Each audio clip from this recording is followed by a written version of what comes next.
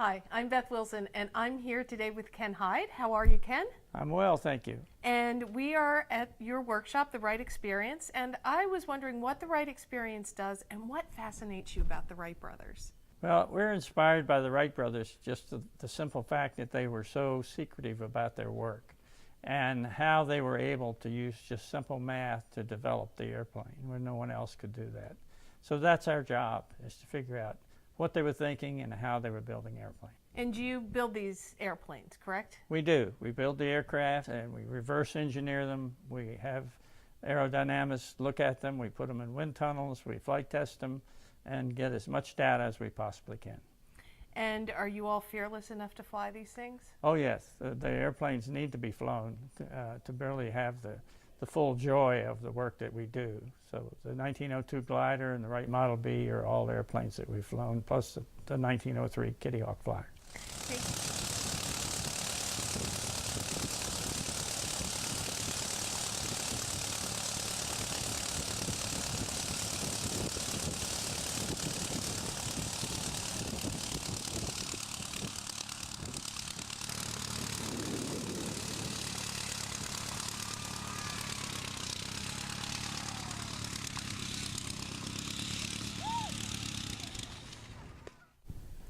This is STEM in 30.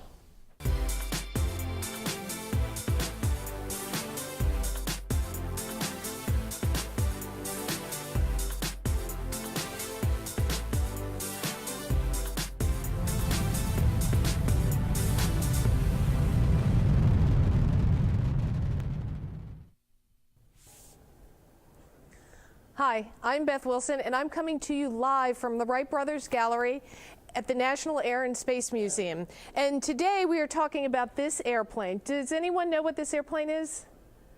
Any guesses? Okay, well, this is the very first airplane. This is the built by the Wright brothers. It was the first successful airplane to ever fly, and today is the 100th and 11th anniversary of that flight, and that's why we're talking to you today. So what we're going to do is I'm going to ask you all, my students here from Blow Pierce, what do you need to fly?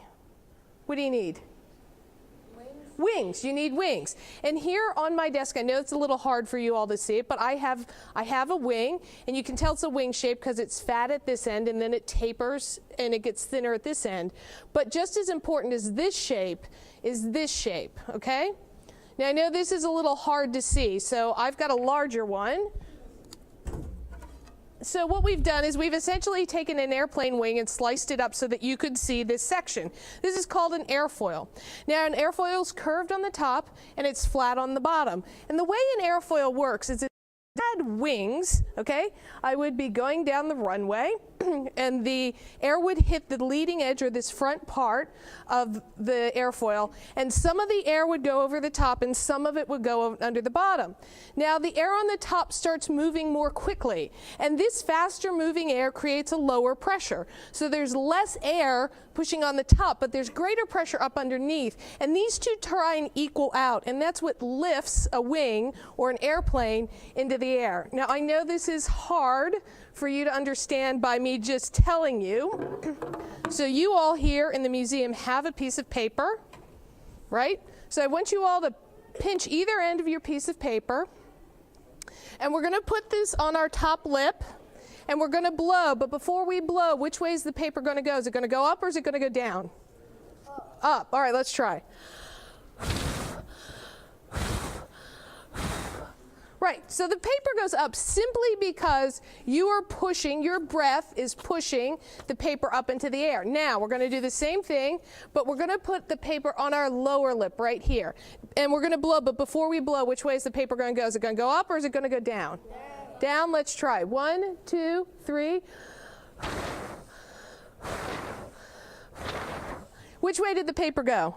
Up. And it went up because you had faster moving air over this top surface that created a lower pressure, and that lifted the paper into the air. Now the Wright brothers knew that in order to make a good wing, you'd have to have a good airfoil shape. And they tested those airfoil shapes in a wind tunnel. And right here we have Tom Crouch, senior curator, and Paul Glenshaw, and they're going to talk to us a little bit about the Wright wind tunnel. Okay. Beth. Well, this, as Beth said, is the Wright wind tunnel. Not the real one, but it's an exact replica of it. And it's pretty simple. It's just a wooden box down here, and there's a fan inside this metal housing. So the fan moves air through the wooden box. But the neat part is what's inside the tunnel. This thing is called a balance, and it's what the Wright brothers used to get the data on their airfoils. The balance is just a thing. You put little model wings, just like this one. You can see that this one has cambers curved, just like Beth's wing was. And so when you turn the wind tunnel on, the little wing reacts just the way a wing does in the real air. So Paul, you want to show us what happens here? Thanks, Tom. Yeah, what I'm going to do, what the balance does, is very similar to what you might do if you put your hand outside a car window while it's moving. If you put your hand out just like this, it's going to blow straight back. That's called drag. But if you turn your hand a little bit so it's like this, your hand's going to go up. You're going to get faster moving air on the front, slower air on the bottom, and you're going to get that lift effect. And so what the Wright brothers did is they created a little balance where on the bottom we just have little metal fingers that only make drag, and they turn the balance one way, and we have the wing which wants to turn the balance the other way. So what I'm going to do is turn the tunnel on, and I'm going to block the air off to the wing. So we'll see the drag turn it one way, and then I'll pull it away. The wind will hit the airfoil, and it'll actually create lift. So we'll look at it up here in the mirror.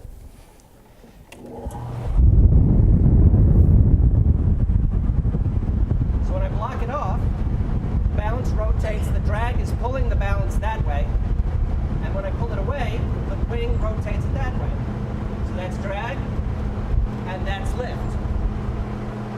So it's operating in the wind tunnel, just the little model wing, just the way a real wing does in the air. And what the Wright brothers did is they started playing with the shape of the wing. They had some that were square, some that were long, and they measured them all exactly the same way, and they started to see that long, skinny wings were going to work much better than short, stubby wings, which is what they had been using. Thanks, Paul. Thanks, Tom. And we have an online question. Tom, can you tell us how big was the Wright brothers airplane? Well, you can see it right back here. This is the real Wright brothers airplane. And so you can see roughly what size it is. There's Wilbur Orville, rather, laying there on the airplane. So there it is. Okay, and we have a question in the audience. My name is John Cash Waters, and I want to know, why did they think of building it? Why did they want to build an airplane? Why did they want to build an airplane? Tom, can you tell us why did they want to build an airplane? Well, a lot of people, when they were working right at the beginning of the 20th century, a lot of people were interested in the invention of the flying machine. Flying is something people had dreamed about for a long, long, long time. And bit by bit, pieces had fallen into place. And so there was a sense, Wilbur and Orville had it, and other people did too, that the time was ripe. A lot of pieces were in place, and this was the time to really attack the flying machine problem. And Wilbur and Orville had been interested in flight since they were your age. So they thought about this a lot. Okay, and we have another online question. And the question is, what was the Wrights' very first invention? Well, the Wright brothers didn't start with the airplane. Their first business that they did together was to run a print shop. They printed little neighborhood newspapers and other things, shopping flyers and that kind of thing. And Orville actually built a very different kind of printing press that just really impressed printers all over Dayton, their hometown. When they were operating their bicycle shop, they invented a special bicycle wheel hub as well. So, I mean, they were inventive, creative guys, and that was happening before they turned their attention to the flying machine. Okay, and speaking of bicycles, you all can see I have a bike on my table. Why do you think I would have a bicycle on this table? Why is this bike here? A, the safety bike became popular in the late 1880s. B, there are bicycle parts on the 1903 Flyer. C, the Wright brothers built bicycles before they built airplanes, or D, all of the above?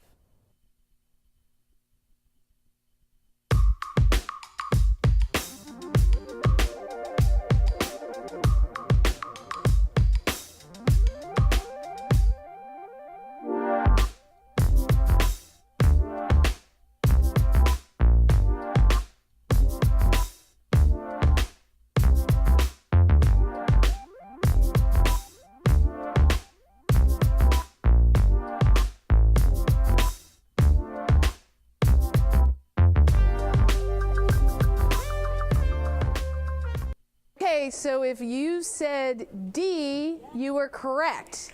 It was all of the above. And to explain a little bit more about how bicycles and airplanes are related, I spoke to our chief curator, Peter Jacob, and he's going to talk to us a little bit about it.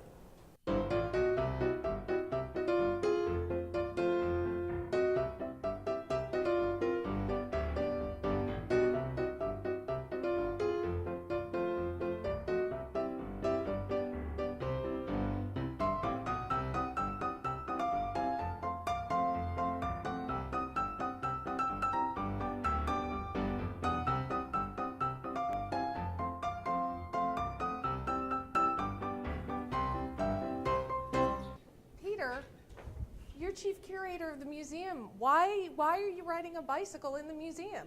Because a bicycle is a wonderful way to show something really important about how the Wright brothers invented the airplane. And what was that? Well, an airplane, of course, has to be controlled. If you can't control the airplane, you're not going to be very successful in the air. And an airplane is very similar to a bicycle in that an airplane, although it's very unstable, is very controllable, just like a bicycle. Now, if you look at a bicycle, if you let it go, look at that. It falls over. It's totally unstable. But when you're riding it, by turning the wheel and leaning in and out, you can make it very controllable. And the Wright brothers took that idea and transferred it to the airplane. Now, before the Wright brothers got involved with airplanes, they were bicycle manufacturers. In fact, we have one of their original bicycles right here in the case. So are there any other connections between bicycles and the first airplane? Yeah, being very familiar with bicycle technology, the Wright brothers were able to transfer some of those ideas to the airplane. In addition to the control, if you look very carefully on the bicycle, you see the way the pedals and the wheels are connected is with a chain and sprocket transmission system. So when you turn the pedals, you see the wheel turns. If you look at the airplane, you see they use the same technology to connect the propellers to the engine. Oh, that's great. Okay, but no more riding in the museum, all right? Okay, as long as we get the ideas across, I'll stop writing. Thank you. Okay, so as Peter mentioned, you have to be able to control an airplane once you get it off the ground. And the first way to control an airplane is pitch. It's this up and down motion. And this is controlled by the elevator in the front. An easy way to remember that is an elevator in a building only goes up and down, and the elevator in the front of a plane controls the pitch. The second way to control a plane is yaw. It's this motion. This helps stabilize the plane, and it's controlled back here with the rudder. The third and final way to control a plane is roll. And roll allows you to turn a plane while it's in flight. So those are the three ways that you are able to control a plane once you get it off the ground. So let's have you all stand up, and anybody else watching, stand up. Put your arms to your side. Do not hit the person next to you. We're going to practice roll, pitch, and yaw. So let's start with pitch. Ready? Let's pitch. Okay? Now we're going to yaw, yaw, yaw, yaw, and now we're going to roll. Roll, roll, roll. Okay, I think you guys have got it. Good job. Go ahead and sit down. One of the problems one of the challenges that the Wright brothers had was to try and figure out how to make an airplane roll. There were a lot of people working on inventing the airplane at the same time that the Wright brothers were, and they were all trying to figure this problem out. Well, the older of the two brothers, Wilbur, had sold an inner tube at the bicycle shop, and he was playing with the bike, and he was playing with the box, and he was bending the box like this. And he thought to himself, gee, you know, if I can get to change shape like this, I can get it to roll, because what's happening is on this end, when this side goes up, there's greater lift, so that side will go up and this side will go down. And if I switch it, it'll go the other way. So I could get a plane to roll if I can change the shape of the wings. Now, he didn't go out and just invent the airplane. He had to do some experiments, and one of their first experiments was their kite. And Tom Crouch is going to discuss the kite with us today. Thanks, Beth. Indeed, what we have right here is a full-scale model of the very first aircraft the Wright brothers built, and it was a kite. And as Beth explained, they began by figuring out how to control an airplane in the air in roll, pitch, and yaw. And the tough one was roll. And having come up with the notion of twisting the wings, changing the geometry of the wings, they wanted to test that idea. And they built this little kite. It's got about a 5-foot wingspan, and these things down here are the kite sticks. It has 2 lines, so you actually fly it by holding the sticks like this, and the kite's up there. If you move your thumbs forward like that, what'll happen is the bottom wing will move forward, or backward rather, and the top wing will move backward, the bottom wing moves forward. And just the opposite if you put your thumbs the other way. But the neat thing is, if you oppose your thumbs like this, what happens is that you put a twist, a torsion, across the wing. And if you look at this wing, this is angled up more than that is, right? So which side's going to have the most lift, do you think? This side or that side? This side, absolutely, because you've not only increased the angle, but the lift. And you can do just the same thing on the other side. And so this is how the Wright brothers, by maneuvering their kite, discovered how to control an airplane and roll. And so as we have to be able to control the airplane, but they didn't use strings on the airplane, did they? They didn't. No, they didn't. So we went to the Wright Experience, and we have a video showing you actually how the wings change shape. So let's take a look. And how they're controlled. And how the plane's So controlled. we've been looking at the 1903 Wright Flyer that we have in the museum. But here at the Wright Experience, they have a VinFizz. Do you want to tell us a little bit about this airplane and show us how the wings warp? Sure. Well, this airplane, built here at the Wright Experience, is an exact replica, as close as you can come, to the original VinFizz, which is on exhibit in the Pioneers Gallery in our museum. This really is incredibly accurate. And of course, it's the airplane that Cal Rogers did make the first coast-to-coast flight with a good many stops, not all of them intended or pleasant, in fact. It's a Wright Model EX, it's called, and it's a fairly typical control system for Wright airplanes of this period. Of course, from 1900 to 1905, they were laying down on the airplane, so they had different controls. When they went to upright seating to carry a passenger, they had to have upright controls. And again, these are typical of Wright controls for this period. And this stick is the stick that warps the wings. You go back, and you can see the wings warp, and forward, back, and forward. And this is what we call the bent wrist control. This is the control that feeds rudder into the system. And that control is the pitch control that controls the elevator in the back of the airplane. Well, thank you very much, Tom. That's really interesting. So Tom, we have an online question. How did the Wrights fly? How high did the Wrights fly? Well, in the beginning, with this airplane in 1903, really not very high, probably never more than 20 feet or so off the ground. But as they continued to practice and develop the airplane, by 1905, they'd been practicing for 2 years, and then they could fly basically as high as they wanted to and stay up as long as they wanted to. Okay, and I think we have one question from the audience. What's your question? My name is Mikhail, and my question is, what inspired the Wayne Bros? Oh, what inspired the Wright brothers? Well, as I said, a lot of people wanted to fly at the time the Wright brothers became involved. They weren't the only ones. Lots of people did. And the Wright brothers were really fascinated by problem solving difficult technical problems. That's really what made them get up in the morning and why they pushed forward with this. They really enjoyed that problem solving, and really that's what inspired them. Once they got started, they just couldn't let go until they had solved all the problems and were ready to fly. Okay, so do we have one more question? My name is Shaquan, and my question is, how long did it take them to build the airplane? How long did it take to build the airplane from the kite to the airplane? Well, they began again with the kite in 1899. They built 3 gliders to get used to flying and to develop the technology, 1900, 1901, 1902.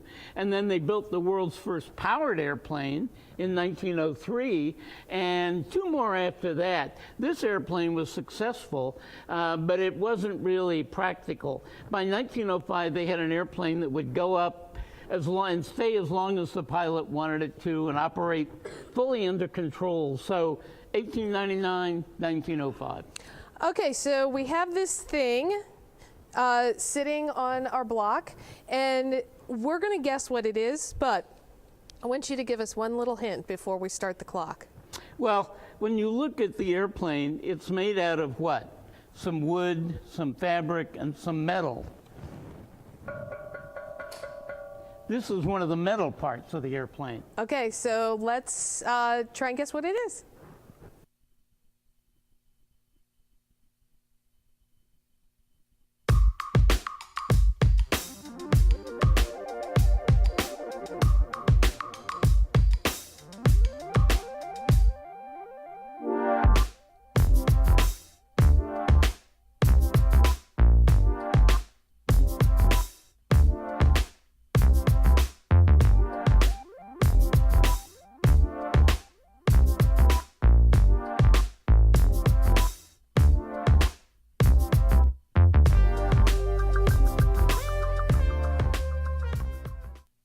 Okay, so what do you guys think this is? Shout it out. Engine! Okay, it is part of an engine, and Tom, I think that you went to the Wright Experience and saw more. This is the crankshaft. This is part of it. Crankcase. Crankcase. And Tom went to the Wright Experience, and we're going to show you some inside workings of an engine. I'm here with my friend Greg Cohn, who's the machinist here at the Wright Experience, and the best machinist I know. Greg does all of the engine work here and a good deal else. And this is a copy, really, of the engine that powered the 1903 Wright airplane, the world's first airplane. And Greg, would you tell us a little bit about it? Be glad to. All right, like he says, this is a cutaway of their first engine for their 1903 airplane. And their idea was to make it as simply and as light as possible. They were looking for 12 horsepower, which they knew would fly the airplane. They chose aluminum, which was new on the scene at that time. And when it comes to simple construction, otherwise, they had thin sheet steel for covers. They had bicycle chain for camshaft driving. They had bicycle tubing for lightweight connecting rods. No fuel pump. It used gravity feed to supply gasoline to the engine, which was then fed to a sheet metal manifold. They used what was called automatic intake valves. The suction stroke will actually pull this valve open to admit the fuel. They used mechanically operated exhaust valves. The ignition system, also very simple, called make and break. It has a copper bus bar that is supplied with low voltage. The voltage is then enters the combustion chamber itself by a contact, and at the proper instant, the points break, creates a spark. Well, thanks, Greg. You're welcome, Tom. Thank you. Okay, Tom, so you can't just have an engine. You have to have something else to propel the plane. So do you want to talk to us a little bit about what we have on the back here? Right.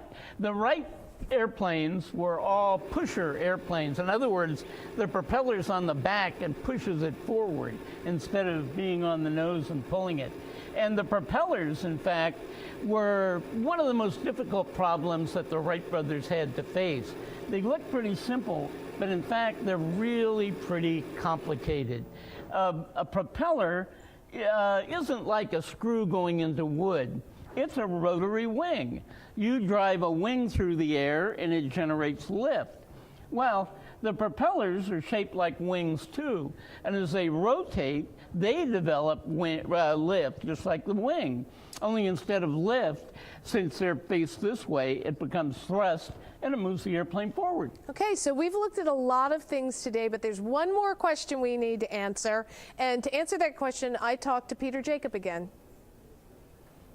So Peter, we're standing here in front of the actual 1903 Wright Flyer. And during this STEM in 30, we've looked at a lot of elements. We've looked at airfoils and control surfaces and propulsion. But the thing we haven't answered, the question we haven't answered is, why the Wright brothers? Why were they successful in inventing the airplane when so many others had failed?